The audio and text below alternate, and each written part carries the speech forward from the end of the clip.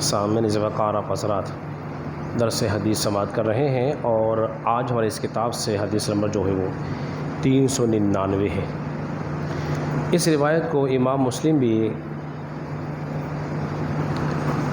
صفات الجنت کے اندر لے کر آئے ہیں، یعنی کہ جنت کی جو صفات ہے اس کے اندر اس روایت کو نقل فرمایا ہے۔ اور سیدنا سمورہ بن جندب رضی اللہ تعالیٰ عنہ سے روایت ہے کہ نبی کریم صلی اللہ علیہ وسلم نے ارشاد فرمایا کہ جہنمیوں کو جہنم میں عذاب ہو رہا ہوگا، اور اس عذاب کی کیفیت یہ ہوگی کہ کسی کے تو آگ جو ہوگی وہ ٹخنوں تک ہوگی،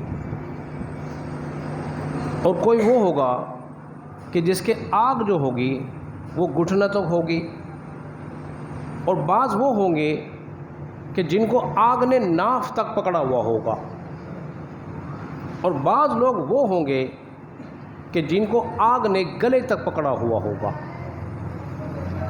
اب ذرا غور کیجیے، اس حدیث کا مطلب یہ ہرگز نہیں ہے کہ کسی کو عذاب ہوگا اور کسی کو نہیں ہوگا، ایسا ہرگز نہیں ہے کہ جیسا گناہ گار ہوگا اس کی سزا ویسی ہی ہوگی، اس کی سزا ویسی ہی ہوگی۔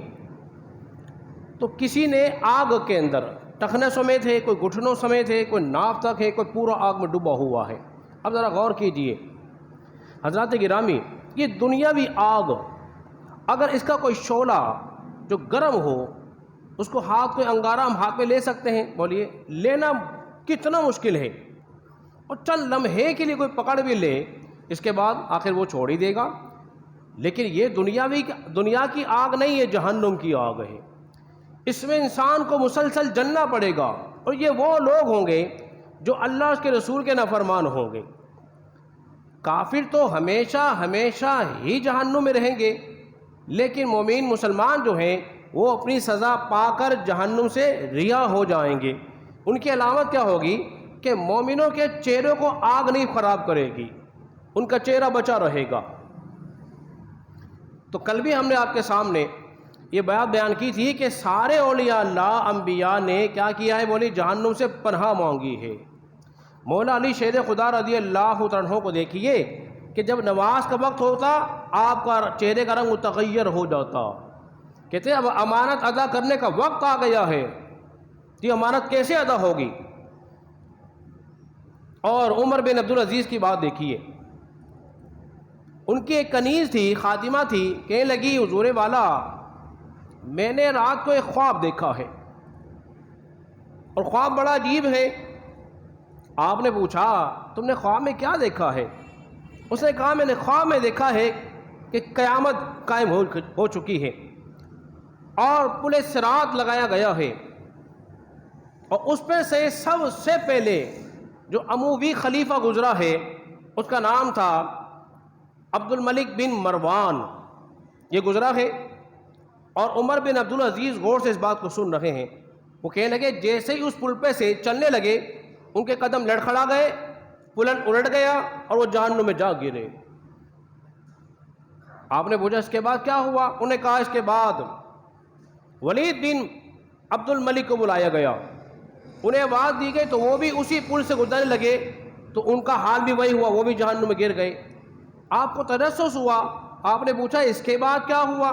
ابھی خواب کی بات سنا رہی ہے، کہنے لگی کہ اب حضور والا میں نے کیا دیکھا، سلمان بن عبد الملک کو بلایا گیا، وہ بھی چند ہی قدم چلے تھے، ان کے قدم بھی لرزنے لگے، اور وہ بھی جہنم کے جو پل بنا ہوا تھا پل صراط اس میں سے گرے اور سیدھے جہنم میں گر گئے۔ ملک بن عبدالعزیز کی حالت عجیب سے عجیب تر ہوتی جا رہی ہے۔ اب دیکھیں کس کا نام لینے والا ہے۔ اس کے بعد آپ نے کہا ایک کنیز بتا اس کے بعد کس کو گزارا گیا؟ اس نے کہا حضور والا اس کے بعد آپ